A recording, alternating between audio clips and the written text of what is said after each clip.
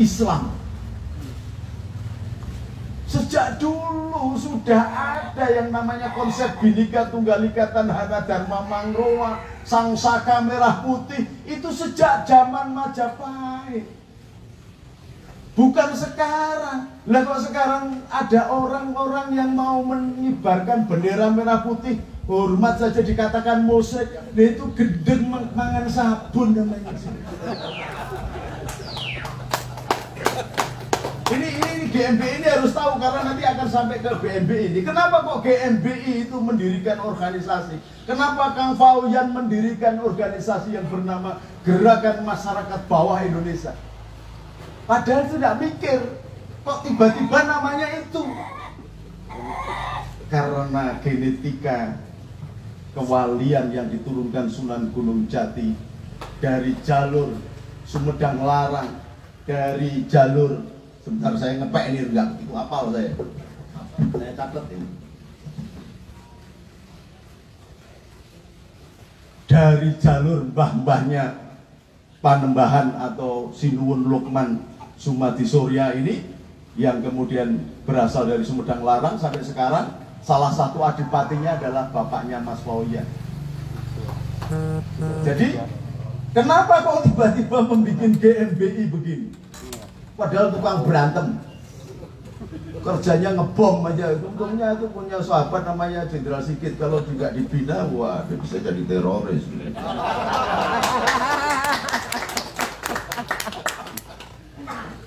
Jadi Sumedang Larang itu dari Kanjeng Ratu Pucuk Unmun. Kemudian beliau adalah putranya Sunan Rama Pamekaran, putranya Pangunan Cirebon, Sunan Panjunan Cirebon. Kemudian ke atasnya adalah Sunan Gunung Jati. Memisah, salah satu keturunannya menjadi adipati yang menjadi bapaknya Mas Fauyan Rahman Talib. Jadi bapaknya Talib ketemu. Ini semua runtutannya sampai kepada Sunan Gunung Jati. Sunan Gunung Jati punya pakde namanya Prabu Cakrabuana mendirikan kesultanan setelah dia berguru dan bersahabat dengan seorang ahli Quran, membaca Quran, namanya Syekh Kuro atau Hasanuddin Al-Kuro, yang dikebumikan di Kerawang. Ini adalah juru masaknya Mahe atau Cengho atau Cengho, Laksamana Cengho. Laksamana Cengho ini punya keponakan akhirnya menjadi patih di Majapahit, disebut Gajah Mada. Nah, karena Belanda tidak ingin Sunda, Jawa, Sumatera menyatu, dibikinlah berita hoax. Gajah Mada itu digambarkan raihnya sangar kayak raksasa buto. Padahal Gajah Mada itu mantap. Wallahi wa rasulihi. Nanti kita ketemu untuk pembuktiannya ya, kalau sampean tidak selevel enggak bakal bisa ketemu. Benar, kalau kepengen ada pembuktian ya paling di akhirat nanti. Tetapi wallahi wa rasulihi, saya menyaksikan yang namanya Patih Gajah Mada itu mantap. Coba Kang, berdiri Kang. Coba lihat nih, maju ke sana Kang. Nyun sewu Kang. Badannya itu kekar begini, tapi wajahnya lebih ganteng lagi sedikit. Dan kekar betul, gede, tinggi, pekar.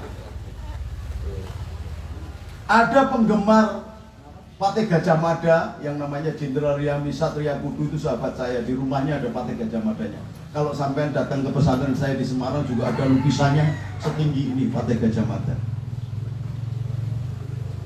Dan genetika itu menurun sehingga muncullah pemikiran yang bernama Gerakan Masyarakat Bawah Indonesia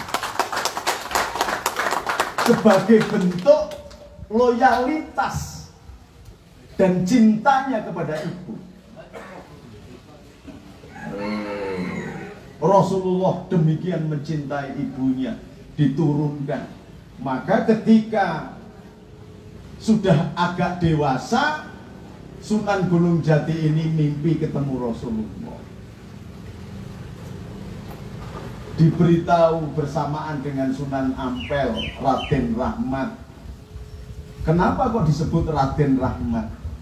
Karena wali-waliullah yang dihampiri genetika Rasulullah itu berjiwa lembut. Karena kelembutannya Allahul Latifun bi ibadi yarzuqu may yasha wa wal qawiyul aziz, maka untuk menemukan kekuatan dan kemuliaannya dia datang ke Jawa ketika diperintah oleh Sultan Ahmad Sani Al-Fatih atau Mehmet Sani sang penakluk yang menaklukkan benteng Babylon yang sepanjang permukaan depannya laut sepanjang 26 km dan belakangnya gunung yang menjadi kebanggaan Romawi itu, memerintahkan Syekh Jamad Al-Kubro atau Syekh Jalaluddin Al-Kubro dengan anaknya Syekh Samarkandi dari Samarkand atau Cetnya, sekarang menjadi negara Cetnya. Tetapi lidah Jawa karena nggak bisa mengatakan Syekh Samarkandi menjadi Syekh Asmoro Kendi. Ilat Jawa itu sak kepenake dhewe. Sama dengan cucunya Sunan Kalijogo atau cucunya Sunan Giri ketika diajarkan Ya Hayyu Ya Qayyum, sebagaimana penugasan para wali songo itu 9 asma. Ya Hayyu Ya Aliyu Ya Maliyu Ya Wafiyu Ya Waqiyu Ya Qawiyu Ya Ghaniyu Ya Waliyu Ya Faqih, 9. Juknisnya bagaimana? Ya Hadi, Ya Ali, Ya Khabir, Ya Mubin, Ya Wali, Ya Hamid, Ya Qawim, Ya Khafid. Diajarkan Ya Hayyu Ya Qayyum, ilat Jawa jadi Ya Kayumu Ya Kayuku. Tetapi karena mantep dengan sang guru, buat nyebrang lautan pun bisa. Ya Kayu, Ya Kayumu, Ya Kayuku, Ya Kayumu, Ya Kayuku, nyebrang laut. Orang Jawa saktinya kayak gitu, meskipun mulutnya nggak fase karena kita kebiasaan makan peyem.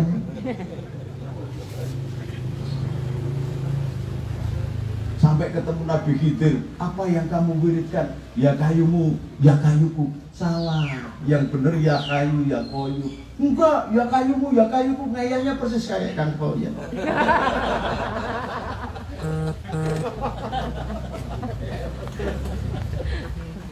Lalu ya udah, ya kayu ya koyum, karena ijayahnya dulu mendengarnya ya kayumu ya kayuku, dirubah jadi ya kayu ya koyum, padahal itu yang benar malah tenggelam. Akhirnya Nabi Khidirnya itu diundang, ini salah. Ya sudah, kamu orang Bandung lidahnya begitu, nyebut Allah aja nggak bisa jadi Allah. Tetapi Allah tahu nggak ada orang menyebut Allah tidak fasih ngomongnya, apalagi orang Jakarta makin parah. Membaca zal itu jadi za, za jadi za. Membaca dot jadi za juga. Maka lebih repot lagi kalau kemudian dalam bentuk tulisan. Alazina itu dibaca alazina. Makanya Arab-Arab yang ada keturunan Abu Gosok di Jakarta sebenarnya begini. Jadi orientasinya cuma nggak jauh-jauh dari situ aja. Masa ada orang masuk surga itu sudah terlepas, harus berjiwa Semar, harus berjiwa datuk-datuknya Sunan Gunung Jati yang bernama Nabi Sis, si Marudunnya nyepi ing kedonyan bertapa semedi. Kita ngomong semedi bertapa, orang-orang Yaman itu ngomong Gus Nuril sesat. Nabi kok disebut bertapa? Itu bahasa Jawa, alias bahasa Sunda. Kalau bahasa Arabnya tahanudul.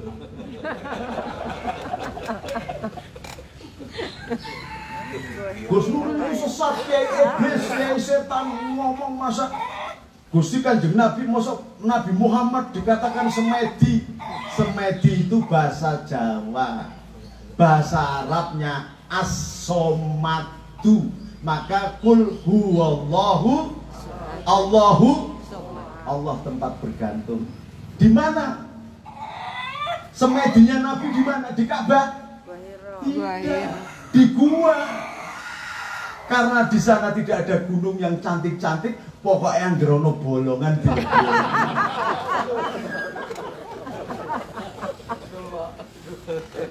bertapa karena niatnya kenceng, ketemu.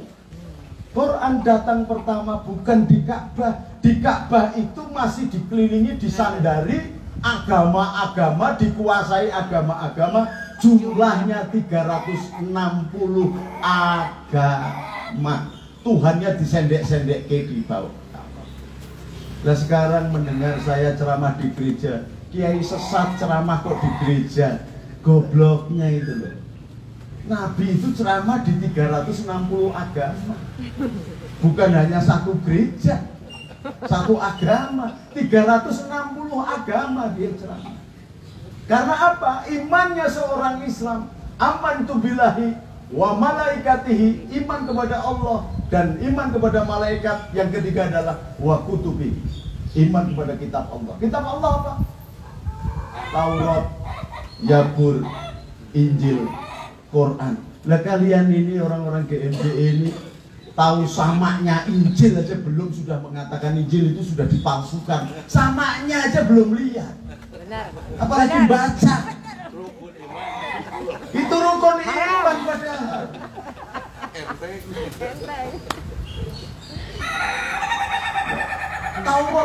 Taurat itu sesat. Membaca aja belum. Ketika saya nyanyi di Kodam 4 di Ponegoro, membaca Mazmur yang trompeti kebetulan Pastor Alusius Budi. Jiwaku terbuka untukmu Tuhan, selidiki nyatakan segala perkara, singkapkan semua yang terselubung, supaya ku layak di hadapanmu Tuhan. Gus Nuril akan mendirikan Islam Protestan bersama aku. Piye gendeng kok dipek dhewe. Yang namanya Nabi Daud itu kalau dia membaca Mazmur, jangankan burung, angin pun berhenti mendengarkan lagu karena saking merdunya. Sekarang alat musik haram. Lho iki maca apa sing dipelajari kitab apa? Coba nek haram ini bukan masuk neraka semua ini. Ini kan pakai alat musik meskipun itu kulit kambing ya Pak ya. Iya.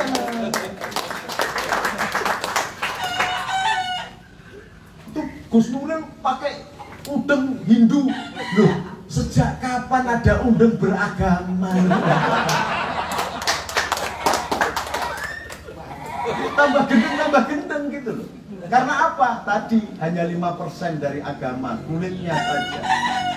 Hanya melahirkan gerak ibadah. Pada tataran as-sholatu mulut ibadah. Belum sampai as-sholatu lidzikri, sholat untuk mengenang Allah. Oh, coba kalau ketemu begini biasa, ketemu sama istri biasa.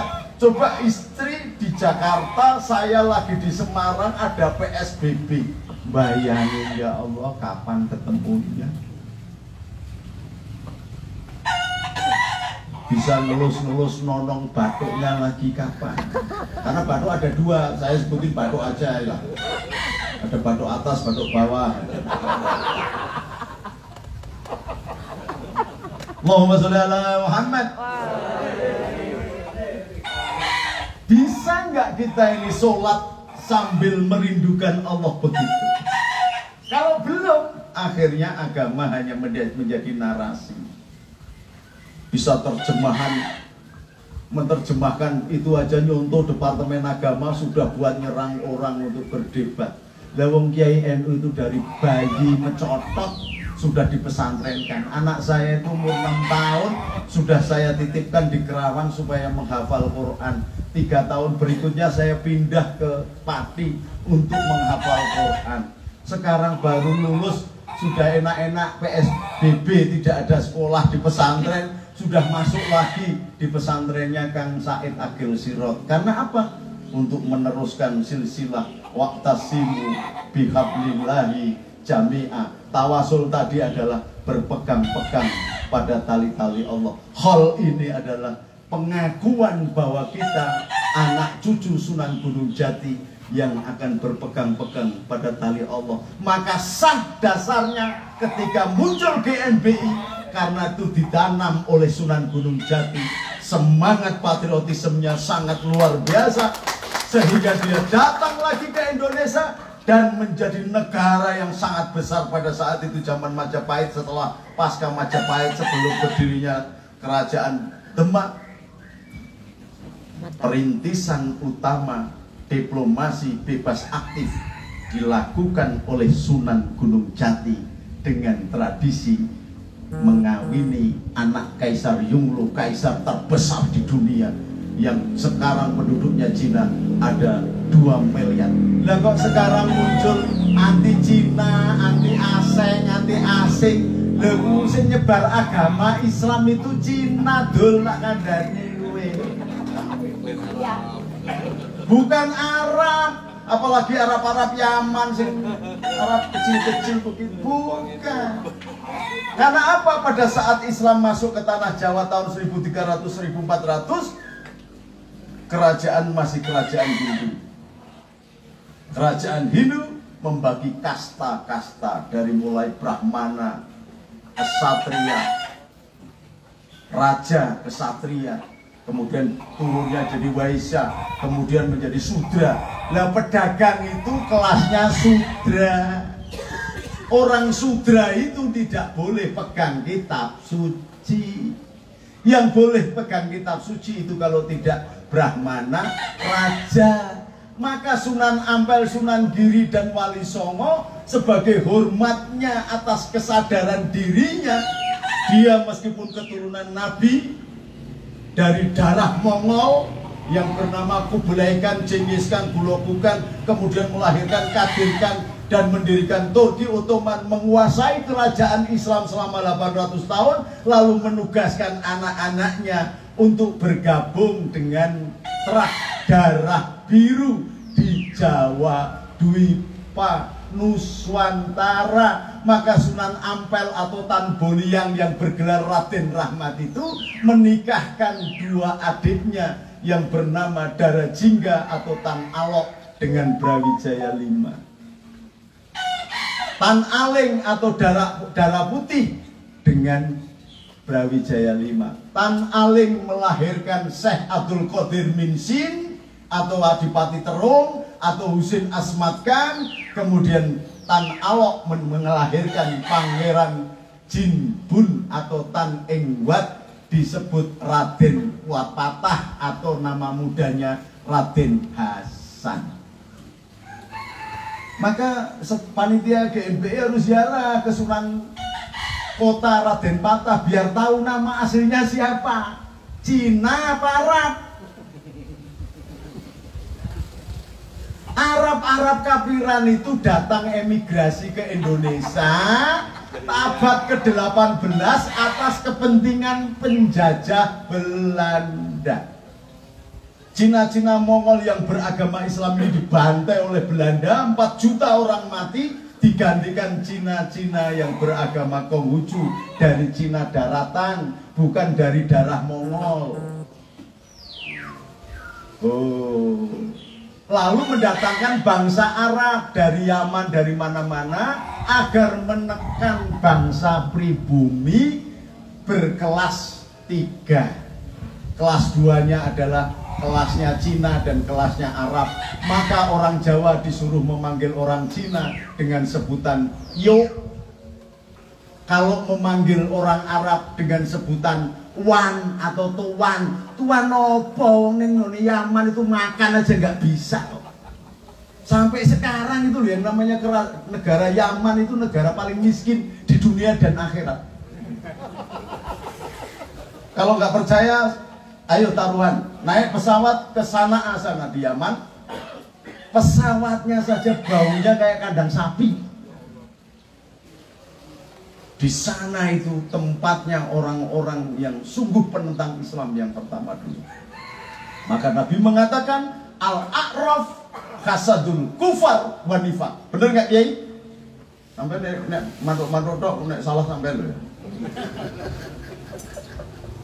Arab itu mbah-mbahnya munafik dan kafir sehingga bikin Ka'bah kembaran di Yaman. Di Sanaa namanya.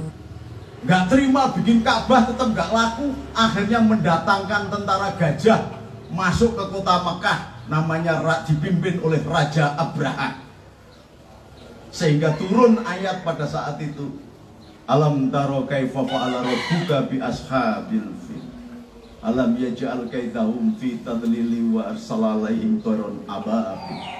Al-ayat ini harus tahu ini kita. Ini kalau menjelaskan soal Sunan Gunung Jati, mbok 3 hari 3 malam nggak selesai ini. Padahal ini sudah adzan. Gimana? Teruskan sedikit? Bukan sedikit ya? Ya biar cepat. Sunan Gunung Jati lalu menanam karena dia mendapatkan pesan. Kenapa kok pulang ke Indonesia? Kenapa kok tidak di Mesir menjadi raja? Karena dia dipesan oleh Gusti Kanjeng Nabi Muhammad SAW bersama Sunan Ampel bahwa tolong Islam sebarkan ke tanah Jawa, tanah di mana dulu ada Nabi Sis tinggal, tanah dulu Sulaiman mengembara menambah ilmu di tanah Jawa, tanah Ratu Kidul atau bangsa jin yang menguasai laut, menguasai udara, menguasai daratan ada, tanah di mana orang yang kaya raya semuanya tinggal, tanah di mana disebutkan yang akan kelak menjadi penyebar Islam di seluruh dunia, disebut negeri atas angin. Inilah tanah surga yang dulu di mana Adam lahir, maka ditandai dengan tempat disebut menjadi kota Probolinggo atau Purbalingga. Purba wiwitan lingga laki-laki, maka laki-laki yang paling pertama adalah Sayyidina Adam alaihissalam. Jadi kita sudah di dalam surga. Nggak perlu bunuh orang, teriak-teriak Allahu Akbar, Allahu Akbar, mau nurunkan presiden segala. Itu kan orang-orang yang sahabatnya kebesaran, lalu menggunakan agama sebagai topeng, bujui orang-orang kecil yang nggak ngerti bahwa menghormati Habib ini, menghormati Habib ini. Kalau Habib betulan, kita harus hormat. Tapi ingat, keturunan Jawa ini tidak kalah tingginya dengan Habib-Habib itu. Karena sebelum ada Imperium Barat, ada Imperium Timur, sudah ada yang namanya Imperium Jawa. Jangan lupa ini. Bahkan sebelum Perancis dan Inggris atau Amerika memiliki angkatan laut yang hebat, setiap angkatan laut di dunia kalau mau mengambil brevet harus datang ke tanah Nusantara pada saat zaman dipimpin oleh Laksamana Malahayati. Bukan luar negeri yang hebat, Indonesia yang hebat. Menaklukkan Thailand tidak dengan perang, dikasih emas. Lihat di Angkor Wat itu ada tanda bahwa Raja Prabu Irlangga menghadiahkan emas kepada Raja Thailand. Bukan dengan peperangan, tapi dengan akhlak, dengan diplomasi. Sebagaimana Nabi Sulaiman berdiplomasi kepada Ratu Bilqis, cukup ditunjukkan bahwa singgasananya di Siulin saja sudah datang. Ini kemampuan saktinya orang-orang Jawa. Lalu dipecah oleh Belanda supaya tidak menyatu, maka dipecah Sumatera, Pasundan dan Jawa. Dikatakan ada perang bubat. Dyah Pitaloka dengan Prabu Hayam Wuruk.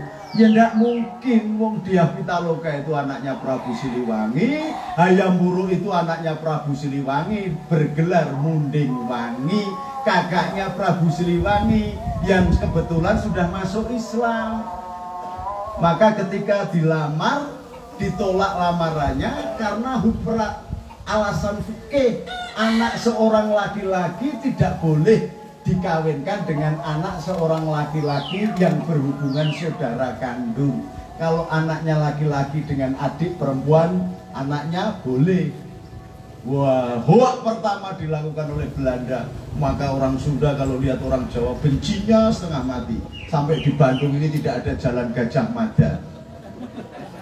Ya Pak ya, itu korban hoak itu ratusan tahun untuk memecah belah bangsa Jawa, bangsa Nuswantara, Jawa Dwipa yang luas tanahnya meliputi India, Cina. Bahkan sebagian Cina itu masih masuk pada zaman bapaknya Raden Wijaya, namanya Hunan, sebelahnya Birman. Maka Raja Hunan memerintahkan datang Kublai Khan pada waktu itu kaisarnya, memerintahkan namanya Mengki, meminta bagian tanah yang dikuasai oleh Raja Jawa.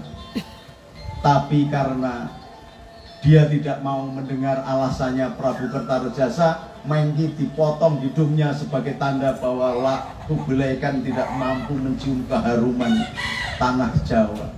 Telinganya dipotong sebagai tanda bahwa Kublai Khan tidak mampu mendengar kebesaran Jawa. Kita ini besar lah kok sekarang hanya gara-gara jualan jam, jualan kacamata di pasar jualan nggak laku, terus modal sorban, sakban pesta sama minyak nyong-nyong, kalian tiba-tiba bid nyuwun barokah. Barokah apa?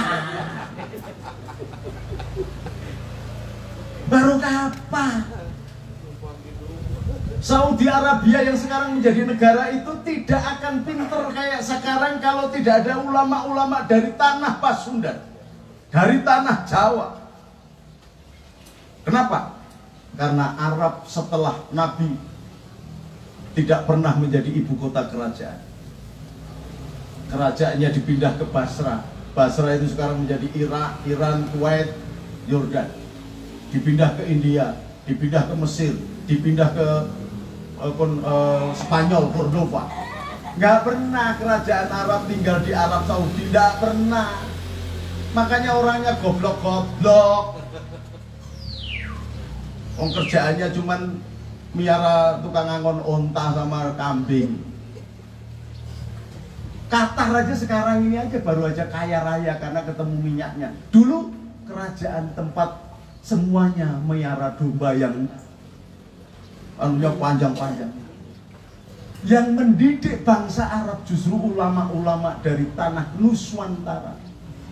Mulai dari Syekh Nawawi Al-Bantani dari Banten, Syekh Arsyad Al-Banjari dari Banjarmasin, Syekh Ali Kurhi Al-Bone dari Sulawesi, Syekh Athoillah Al-Termasi dari Termas. Kalau sekarang ya Termas itu posisinya di daerah Madiun atau dari Sragen sedikit Termas. Syekh Yakub Al-Jumbangi dari orang-orang Jawa menjadi syekh. Maka jangan heran kalau keturunannya Sinuwun Ratu Subang Larang ini memiliki tanah di Mekah. Maka ini Indonesia, Jawa ini dipecah-pecah. Kalau sampai tidak bersatu, kalau sampai bersatu, Mekah itu orang Arab diusir sama orang Jawa. Sebagian miliknya kerajaan Subang Larang, sebagian punya kerajaan Ratu Solo. Suratnya ada di tangan saya. Kita ini bangsa yang kaya raya. Maka ditekan supaya menjadi bangsa inlander, didatangkan orang Cina sebagai bangsa kelas 2. Didatangkan orang Yaman sebagai bangsa kelas 2, supaya bangsa Eropa menjadi tetap kelas 1. Maka ketika Solo kemasukan Belanda, hancur sampai melahirkan Amangkurat Admiral atau Amangkurat II yang membantai ulama-ulama 245. Yang selamat tinggal 2, yang namanya Mbah Mutamakin dan Sultan Abdul Hamid. Sultan Abdul Hamid keturunan Sunan Giri, dari Sunan Prapen, Sunan Lamong, Sunan Lamong keturunan Sunan Prapen, Giri Kedaton, keturunan Joko Samudro atau Syekh Anul Yakin. Syekh Anul Yakin sama dengan Sunan Giri, putranya Maulana Iskak. Maulana Iskak punya istri anak Prabu Brawijaya, melahirkan Sunan Giri itu. Jadi maka ketemu Sunan Giri dan Sunan Gunung Jati. Dan rata-rata memiliki jiwa, padahal tidak pernah masuk tentara, tapi jiwanya kalau dengan tentara sayangnya setengah mati. Maka Kiai NU itu di pesantrennya rakyat tanggung balok siji pasti ada gambar tentara. Meskipun hanya tentara berpangkat balok satu, itu pasti ditempel di pesantren-pesantren NU. Karena apa? Karena tentara itu lahir dari rahim NU. Tentara itu adalah anak kandung NU. Nasionalis pertama ditegakkan adalah NU. Pada tahun 1936 diadakan Muktamar NU pertama di Banjarmasin. Kenapa di Banjarmasin? Karena untuk menunjukkan bahwa gurunya orang Arab itu orang Banjarmasin. Biar orang Arab itu nggak kemlini-kemlini. Wong Arab itu emigran itu ngomong 20 bener satu sudah alhamdulillah. Kalian percaya? Ya ada yang habib yang baik. Maka ukurannya adalah Al-Quran. Ukuran Al-Qurannya bagaimana?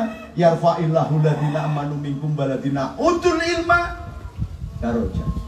Bukan utul nasab, bener nggak? Utul ilma daroja.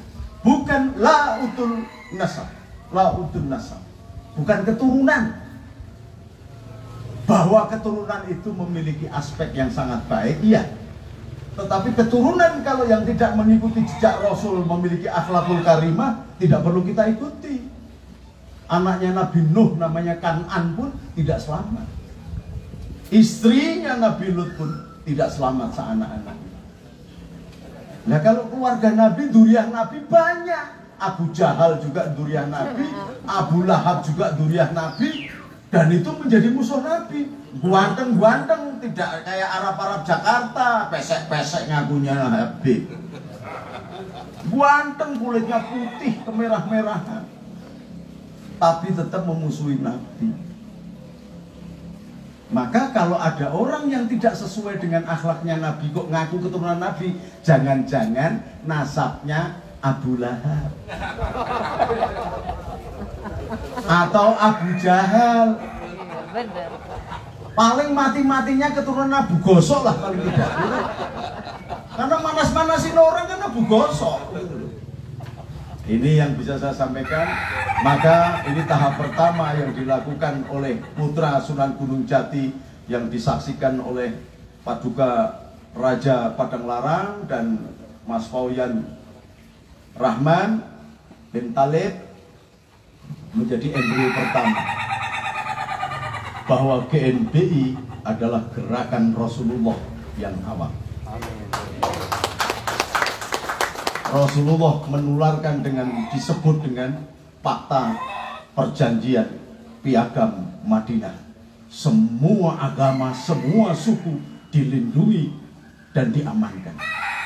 Sehingga melahirkan kerajaan yang bernama Madinatul Munawwarah.